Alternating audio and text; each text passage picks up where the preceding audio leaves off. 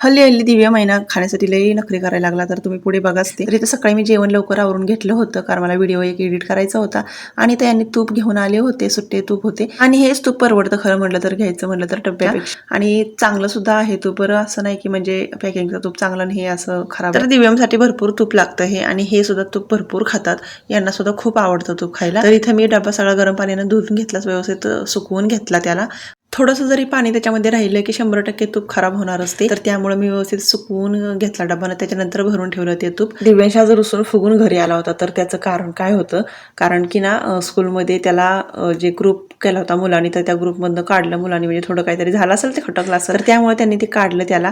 तर त्यामुळे तो रुसला होता, बोलत नव्हता घरी येऊन. आणि कितीही कपड्यांच्या घड्या घालून तुम्ही ठेवा, ते आहे असा पसारा होतोच. आणि रोजची कपडे तर एवढी अस्ताव्यस्त पडलेली असतात की विचारायला नको.